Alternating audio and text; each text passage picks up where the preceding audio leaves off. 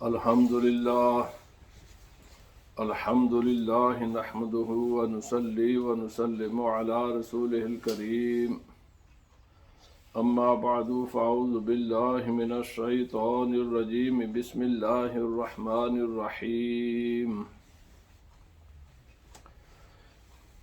يا أيها الذين آمنوا كتب عليكم الصيام كما كتب على الذين من قبلكم لعلكم تتقون أياما معدودات فمن كان منكم مريضا أو على سفر فعدة من أيام أخر وعلى الذين يطيقونه فدية طعام مسكين فمن تطوع خيرا فهو خير له وأن تصوموا خير لكم إن كنتم تعلمون صدق الله العظيم إن الله وملائكته يصلون على النبي يا أيها الذين آمنوا صلوا عليه وسلموا تسليما اللهم صل على سيدنا ومولانا محمد وعلى آله وأصحابه سيدنا ومولانا محمد مبارك وسلم عليه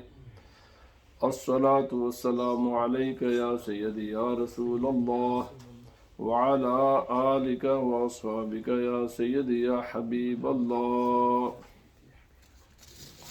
اللہ رب العزت جل وعلا کے حمد و ثنا اور نبی کریم رؤوف الرحیم صلی اللہ علیہ وسلم کے دربار در بارک و حربان میں ہدیہ درود و سلام عرض کرنے کے بعد معزز حضرات، آج ماہ مقدس ماہ رمضان المبارک کا پہلا جمعۃ المبارک ہے. گزشتہ 2 جمعہ سے میں رمضان المبارک کے عنوان پر گفتگو کر رہا ہوں اور جو اس کے فقہی مسائل اور جو فضائل اور جو اس کے متعلقہ احکام ہیں وہ بھی میں شیئر کر رہا ہوں پبلک کے ساتھ، عوام الناس کے ساتھ، تاکہ اللہ سبحانہ و تعالیٰ اور رسول اللہ صلی اللہ علیہ وسلم کے ارشادات و فرمودات اللہ کی مخلوق تک پہنچے. گزشتہ جمعہ بات یہاں تک پہنچی تھی کہ لعلکم تتقون، روزے کی فرضیت، اس کی حکمت اور اس کا الٹیمیٹ جو نتیجہ دنیا میں وہ ہے تقوی. انسان کے دل میں اللہ کا خوف پیدا ہو، اور اللہ کے خوف کا مطلب کیا ہے کہ جو اس کے احکام ہیں وہ 2 قسم کے ہیں. کچھ کرنے والے ہیں، کرنے والوں کو چھوڑنے سے انسان ڈرے کہ مجھ سے یہ چیز چھوٹ گئی ہے، تقوی کا معنی ہوتا ہے بچنا یا ڈرنا. اور کچھ احکام ممنوعات کے زمرے میں آتے ہیں، ان کے کرنے سے ڈرے. تو کرنے والے کاموں کو چھوٹنے سے ڈرے کہ کوئی کام رہ نہ جائے، اور ممنوعات کے کرنے سے ڈریں کہ ان میں سے کوئی کام مجھ سے ہو نہ جائے. یہ معنی تقوی ہے. اور میں نے گزشتہ جمعہ کے موقع پر یہی یاد کیا تھا کہ تمام عبادات، جتنے بھی عبادات ہیں نا، ان تمام کا الٹیمیٹ جو فائنل رزلٹ کہہ لیں، اس کا پروڈکشن کہہ لیں، جو بھی جس بھی آپ لفظ اس کو تعبیر کرنا چاہیں آپ کریں، معنی تقوی ہے. آج اللہ پاک نے فرمایا کہ ایام معدودات، اور اس کے آگے والی بات جو اللہ کے احکام ان پر میں انشاءاللہ بات کروں گا کہ یہ گنتی کے دن ہیں. یعنی یہ جو اللہ پاک نے پابندیاں لگائی ہیں نا کہ کھا نہیں سکتے، پی نہیں سکتے، باقی جو پابندیاں روزوں کے، یہ کوئی ان لیمیٹڈ غیر محدود نہیں ہے بلکہ معدود ہیں. معنی کیا کہ گنتی کے دن ہیں. رسول اللہ صلی اللہ علیہ وسلم نے فرمایا کہ چاند یا 29 کا ہوگا یا 30 کا. 30 سے زیادہ 31 کا یہ مہینہ ہو نہیں سکتا. کوئی بھی اسلامی مہینہ 31 کا نہیں ہے، جیسے باقی مہینے 31 کے بھی ہوتے ہیں اور 28 کے بھی ہوتے ہیں. لیکن کوئی بھی مہینہ جو اسلامی مہینہ ہے یہ نہ 31 کا ہو سکتا ہے نہ یہ 28 کا، چونکہ وہ مہینے بنائے ہیں انسانوں نے، وہ مہینے انسانوں نے موسم کی وجہ سے بنائے ہوئے ہیں، لیکن یہ مہینے ہیں فطری، خدا نے ایسے ہی ان کو بنایا ہوا ہے۔ جو اس کی جنتری یا کہہ لیں نا اصل ٹائم ٹیبل وہ چاند ہی کے ساتھ ہوتا ہے، اور یہ 29 کا ہوتے ہیں یا 30 کے۔ اب یہاں پر مختصر سی میں گفتگو کر کے آگے چلوں گا۔ ہر سال جب رمضان المبارک کا مہینہ آتا ہے یا آگے شوال کا آئے گا، عید کا موقع آئے گا، یا آگے حج کا موقع آئے گا، تو مسلم کمیونٹی بہت تقسیم کا شکار ہوتی ہے اور کنفیوژن کا شکار ہو جاتی ہے، اور اصل میں لوگ طرح طرح کے سوالات کرتے ہیں۔ اس کی بیسک فنڈامنٹل اصل وجہ جو میں سمجھتا ہوں وہ دو ہیں۔ ایک تو انسان نہ اس کے پاس دین کا علم ہوتا ہے نہ اس کے پاس دنیا کا علم ہوتا ہے، اور جب انسانوں کو دعوت دی جائے کہ بھائی آپ علم حاصل کریں، دین کا بھی علم حاصل کریں، کیونکہ ان تمام سوالات کے جواب دین نے دیے ہوئے ہیں۔ آج سے 1400 برس پہلے یہ تمام مسائل حل شدہ ہیں، حدیث میں فقہا نے تمام یہ چیزیں، یہ تمام سوالات جو انسان کے ذہن میں پیدا ہوتے ہیں، ہر ایک سوال کا جواب موجود ہے۔ تو ظاہر بات ہے انسان ان سوالات کے جوابات جب حاصل کرے گا، پراپر علم حاصل کر لے گا، تو اس کے ذہن میں کوئی سوال پیدا نہیں ہوتا، وہ بالکل سرٹن ہوتا ہے، بالکل سالڈ اور پختہ ہوتا ہے اپنی بات میں، کیونکہ اس نے یہ ساری چیزیں اس کے ذہن میں موجود ہوتی ہیں۔ دوسرا ہے یہ سائنسی علم، چونکہ یہ کائنات ایک وجود ہے، یہ کسی کے مرضی سے تو چلتی نہیں ہے، یہ تو چلتی ہے بنانے والے جس نے بنایا ہے وہ اسی کی مرضی سے ہی چلتی ہے، اسی کے حکم سے ہی چلتی ہے، اور اس کے احکام کسی انسان کی خواہش اور مرضی کے تابع نہیں ہیں، وہ کسی کی مرضی سے مطابق نہیں وہ کام کرتا۔ وہ اللہ ہے، وہ کائنات کا مالک ہے، خالق ہے، اس تمام کائنات کا ایک ذرہ، ایک پتا، ایک بال بھی اس کے حکم کے بغیر حرکت نہیں کر سکتا۔ جو بھی یہ کائنات ہے اس کی ہر چیز اس کے حکم کے تابع ہے، اور اس کے احکام کو کوئی بھی بدل نہیں سکتا، کوئی بھی نہیں بدل سکتا۔ پوری کائنات میں اس طرف نہیں جانا چاہتا، پھر وہ جو میں کہنا چاہتا ہوں وہ بات ختم ہو جائے گی۔ مثلا میں آپ کو ایک مثال دے کر آگے چلتا ہوں۔ موسم خزاں میں، آٹم میں، یہ پوری دنیا کے سائنسدان بھی مل جائیں نا، جن درختوں کے پتے موسم خزاں میں گرتے ہیں نا، ان پر وہ پتے نہیں اگا سکتے، نہیں اگا سکتے۔ ایک قانون ہے خدا کا کہ اس نے مثلا انسانوں کا ایوریج قد 5-6 فٹ 7 فٹ ہوگا، کوئی انسان پوری کائنات کے سائنسدان بھی مل جانے اس انسان کو 20 فٹ کا بنا دے، نہیں بنا سکتے، نہیں بنا سکتے، ممکن نہیں ہے، کیونکہ اللہ رب العزت کا تمام چیزیں قانون اس کے حکم کے مطابق چلتی ہیں، ان کے خلاف کرنا یا ہونا یہ ممکن ہی نہیں ہے۔ جب انسان ایسے ہی، جیسے یہ باتیں ممکن نہیں ہیں نا، ایسے ہی چاند کو وہ کسی کی مرضی کے مطابق اس کی حرکت کو ہم تبدیل نہیں کر سکتے، چاند کی حرکت کو ہم کسی کی مرضی کے مطابق تبدیل نہیں کر سکتے، اور جو شریعت کے احکام ہیں وہ بڑے اٹل ہیں، بڑے واضح ہیں، اور وہ ان چینجیبل ہیں، چونکہ وہ اس خدا کے احکام ہے کہ جس خدا نے یہ ساری کائنات کو بنایا ہے۔ لہذا بعض لوگ بہت جلد بازی کرتے ہیں، اور حل یار ان سے یہ پوچھو آپ کو کچھ شریعت کا علم ہے؟ بالکل کورے، بالکل کورے۔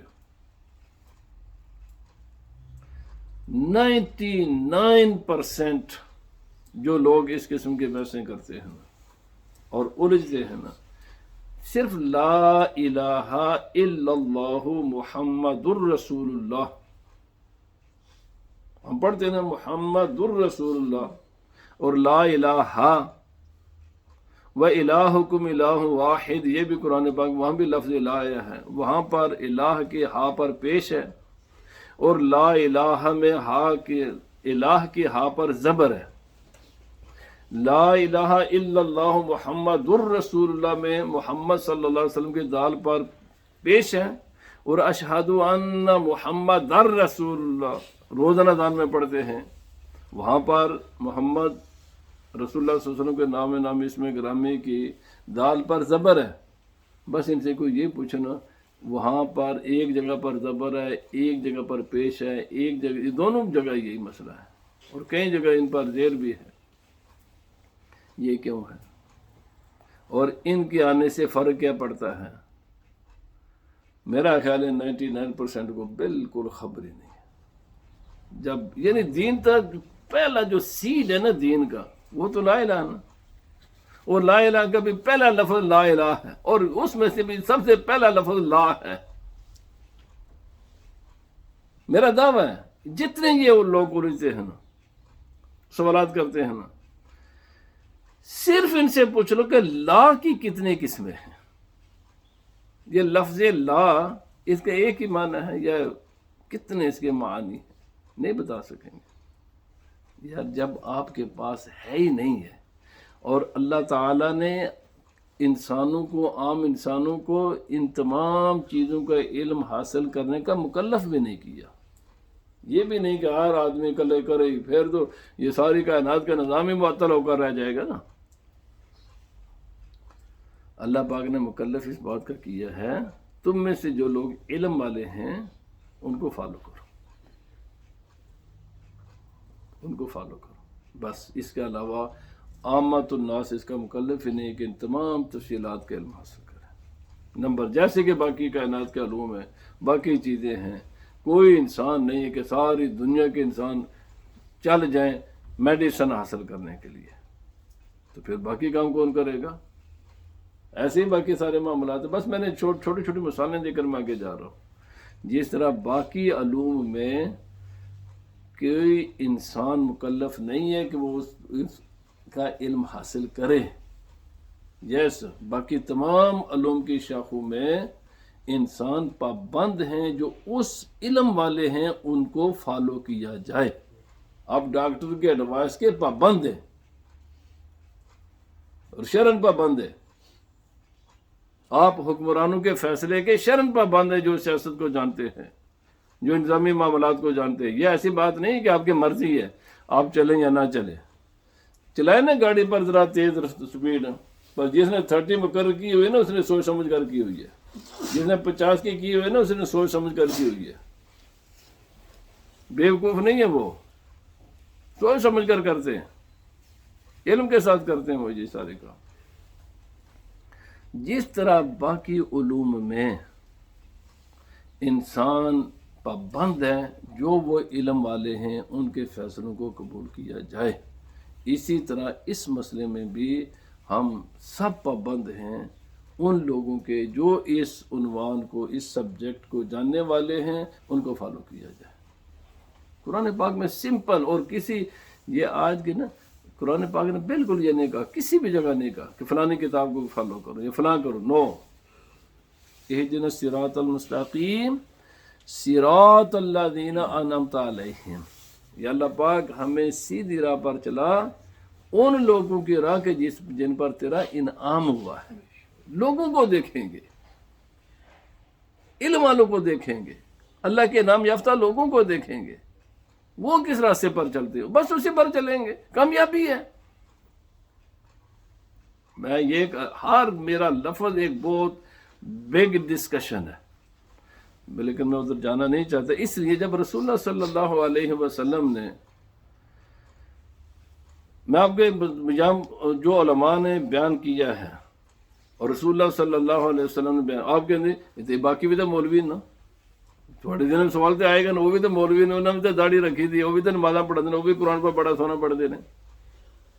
اس کا جواب بھی ہے، اس کا جواب یہ ہے، خود قرآن پاک نے اس کا جواب دیا ہوا ہے، خود رسول اللہ صلی اللہ علیہ وسلم نے فرمایا، خود دین نے اس کی تقسیم کی ہوئی ہے۔ ہر مولوی کی بات ماننے کے قابل نہیں ہے، ہر مولوی کی بات ماننے کے قابل نہیں ہے، اور ہر مولوی کی بات ریجیکٹ کرنے کے بھی قابل نہیں ہے۔ جو مولوی علماء یا دین کا لبادہ، دین کا لباس، دین کا چہرہ مورا جیسے بیٹھے ہوئے بنا کر بیٹھ جائیں نا، لیکن ان کے اغراض ہوں دنیا، چندے، لوگوں کو خوش کرنا، اپنا جتھا بڑا بنانا،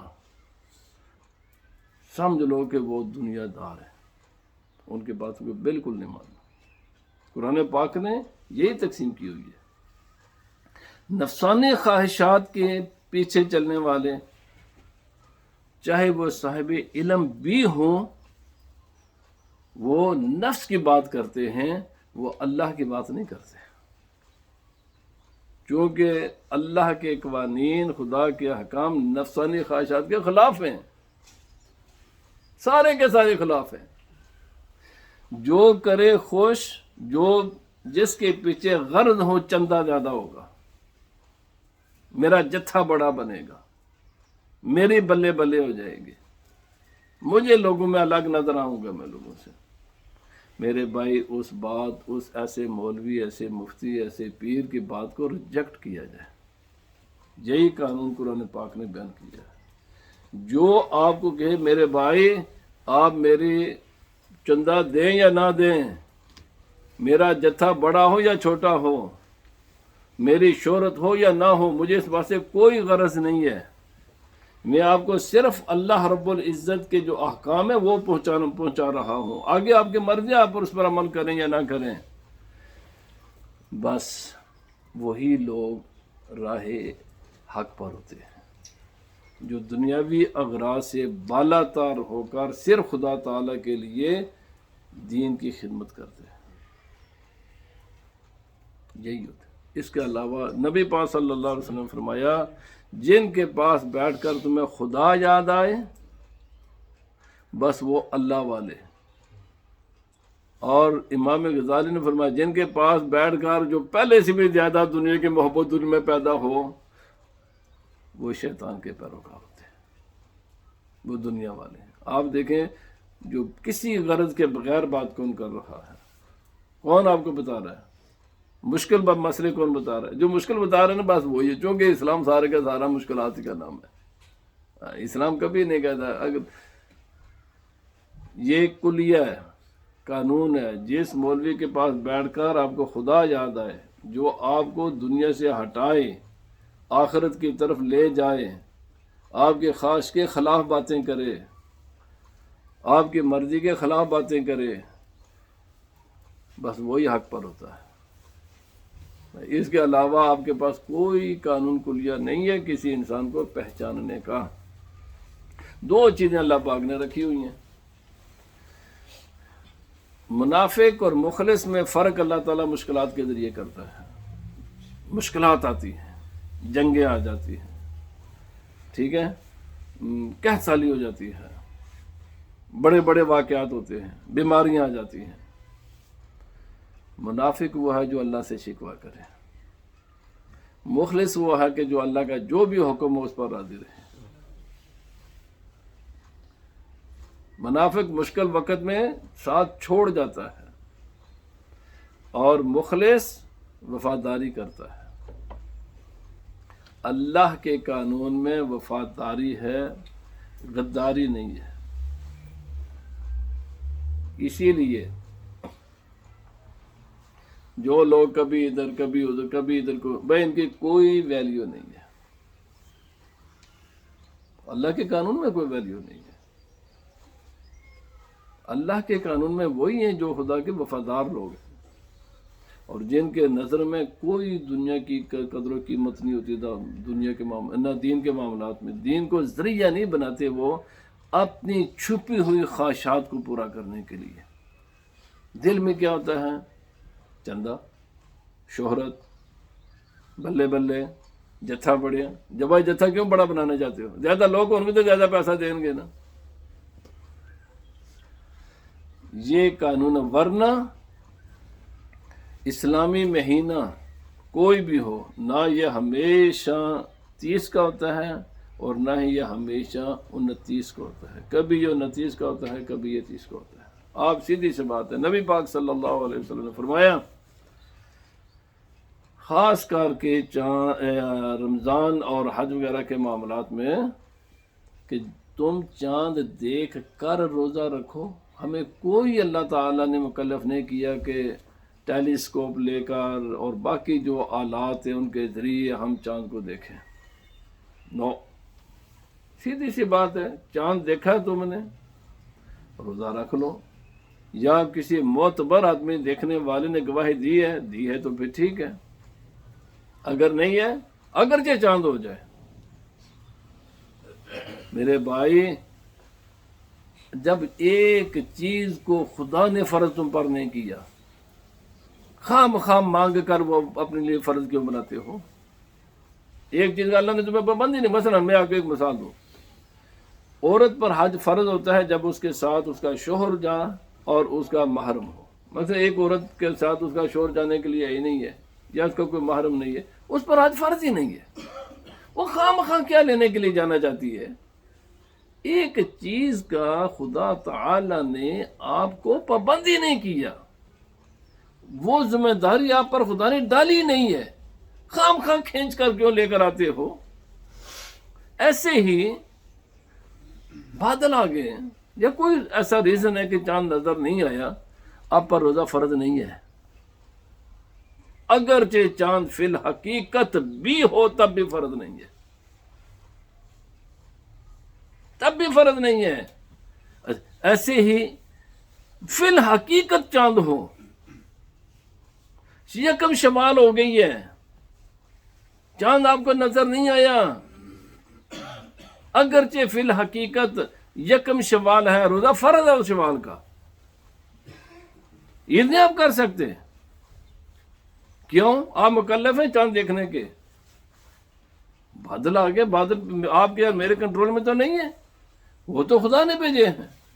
بادل رکاوٹ بن گئے آپ کے درمیان اور چاند کے درمیان، چاند ہے مطلب پر، بادلوں کی وجہ سے آپ کو نظر نہیں آیا، یکم شوال ہے حقیقت میں، لیکن شریعت کہتی ہے اگرچہ حقیقت میں یکم شوال ہے لیکن آپ پر روزہ فرض ہے، آپ یہ نہیں کر سکتے۔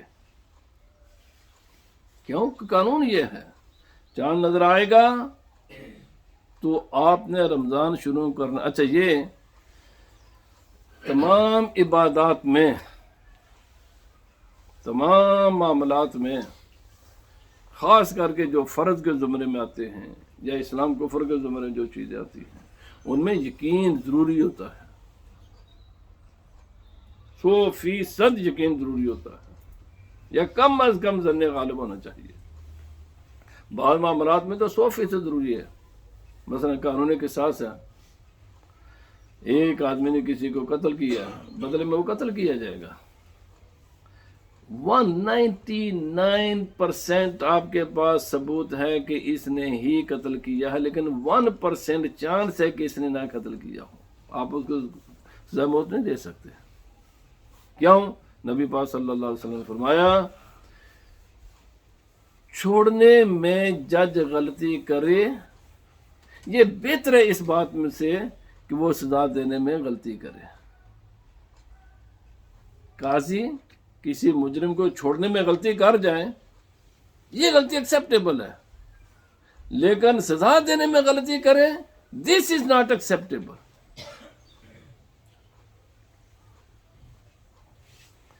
یقینی چیزیں ہیں۔ اب شعبان کا مہینہ یقینی تھا، ہوتا ہے، اب اس یقین کو صرف دوسری یقینی چیز ہی ختم کر سکتی ہے، تو وہ یقین تو حاصل ہوگا نا جب نظر آ گئی یا گواہیوں سے، نہ نظر نہ گواہی، تو اللہ بس ایک دفعہ یہ میڈیا کا زمانہ، بس ہر طرف ایک شروع ہو جاتا ہے مسئلہ۔ اب یہ رمضان یقینی ہے کہ نہیں؟ یقینی ہے، کوئی شک ہے آج رمضان نہیں ہے، یہ یقینی ہے، یہ یقین جائے گا، پر یہ یقین شک سے ختم نہیں ہو سکتا۔ یقین کو صرف یقین ہی ختم کر سکتا، جنہوں کو کہتے ہیں لوہے نو لوہا ہی بڑھ سکتا ہے۔ دو طاقتیں برابر ہونی چاہیے، ایک ہے رمضان، یہ یقینی ہے، اس کی بڑی قوت ہے، اس قوت کو آپ کا میری خواہشیں یا گمان یا ازمپشنز یا 1% چانس ایسی یا 5% چانس، 1% چانس یا 5% چانس سے کوئی فرق نہیں پڑتا، یہ سب گمان ہے، شک سے بھی نہیں ہے میرے بھائی۔ تو یہ چیزیں اللہ پاک نے فرمایا ایام معدودات، گنے ہوئے دن ہیں، گنے ہوئے یا 29 ہوتے ہیں یا 30، میں نے وہ پہلے عرض کر دیا۔ فرمایا فمن کان منکم مریضا او علی سفر فعدۃ من ایام اخر، ان دنوں میں جو آدمی بیمار ہو، بیماری کئی قسم کی ہو سکتی ہے، یا وہ آدمی حالت سفر میں ہو، یا اسی طرح کوئی خاتون ہے وہ حاملہ ہے اور اگر اس نے روزہ رکھا تو اس کے بچے کو نقصان کا اندیشہ ہے، یا خاتون ہے وہ اپنا دودھ پلاتی ہے، اگر روزہ رکھا تو بچے کو نقصان کا اندیشہ ہے، ایسی اور کئی صورتیں ایسی ہوتی ہیں۔ ان تمام صورتوں میں روزہ چھوڑنے کی اجازت ہے، لیکن یہاں پر ایک مسئلہ میں بات پھر ختم، میں انشاءاللہ باقی چیزیں بات کروں گا۔ آج کل عموماً رمضان شریف میں سفر لوگ کرتے ہیں، یہاں سے مختلف سعودی عرب، پاکستان یا دنیا کے مختلف خطوں میں لوگوں نے جانا ہوتا ہے۔ صرف اس آدمی کو روزہ سفر میں چھوڑنے کی اجازت ہے جو طلوع فجر سے پہلے سفر میں ہے۔ جس آدمی نے فجر کا وقت شروع ہونے کے بعد سفر کرنا ہے، آپ نے یہاں سے لندن جانا ہے، پاکستان جانا ہے، سعودی عربیہ جانا ہے، جہاں کہیں بھی آپ نے جانا ہے، لیکن آپ کا پروگرام صبح 8 بجے جاؤں گا، آج کا روزہ نہیں آپ چھوڑ سکتے، یہ روزہ نہیں چھوڑ سکتے، چاہے یہاں سے آپ نے چائنا کیوں نہ جانا ہو، جتنے مرضی لمبی فلائٹ کیوں نہ ہو، یہ روزہ آج کا نہیں چھوڑ سکتے آپ، یہ اس کے چھوڑنے کی اجازت نہیں ہے، چونکہ حالت سفر میں چھوڑنے کی اجازت ہے۔ آپ مسافر کب بنیں گے؟ جب اس وقت وہ جو پوائنٹ ہے، فائنل ٹائم ہے جس وقت روزہ بند کیا جاتا ہے، اس سے پہلے آپ حالت سفر میں ہو۔ اگر اس وقت آپ حالت سفر میں نہیں ہیں تو آپ وہ اس دن کا روزہ نہیں چھوڑیں، جیسے اگلے دن کا چھوڑ لیں۔ اگر آپ حالت سفر میں اگر ابھی آپ واپس نہیں آئے تو وہ 14 دن ہوتے ہیں جو ان کے اندر جہاں بھی آپ رہیں، تو آپ اگر روزہ نہ بھی رکھیں تو نہ رکھیں، لیکن اللہ پاک نے فرمایا رکھنا افضل ہے، رکھنے کی اجازت ہے، نہ رکھنے کی صرف اجازت ہے، رکھنا افضل ہے۔ یہ میں انشاءاللہ کبھی پھر بات کروں گا۔ اسلام کے احکام دو طرح کے ہیں، کچھ رخصتیں ہیں، کچھ عزیمتیں ہیں۔ رخصت پر عمل کرنا بس اجازت ہوتی ہے، لیکن نہ عمل کرنا افضل ہوتا ہے۔ عزیمت پر ہر حال میں عمل کرنا ہوتا ہے اور اس کے چھوڑنے کی اجازت نہیں۔ مگر سفر میں آپ قصر کریں گے تو یہ رخصت نہیں ہے، یہ عزیمت ہے۔ آپ گھر میں بیٹھے ہوئے پہنچ گئے اپنے منزل مقصود پر، مکہ شریف پہنچ گئے، مدینہ شریف پہنچ گئے، اور وہاں پر آپ پڑھیں 4 نہیں پڑھ سکتے، 2 ہی پڑھنے ہیں آپ، کیونکہ وہ عزیمت ہے۔ یس روزہ رکھ سکتے ہیں یا رکھیں، ضرور رکھیں، افضل ہے، نہ رکھیں اجازت ہے۔ اللہ پاک ہمیں عمل کی توفیق عطا فرمائے۔ اذان دینا۔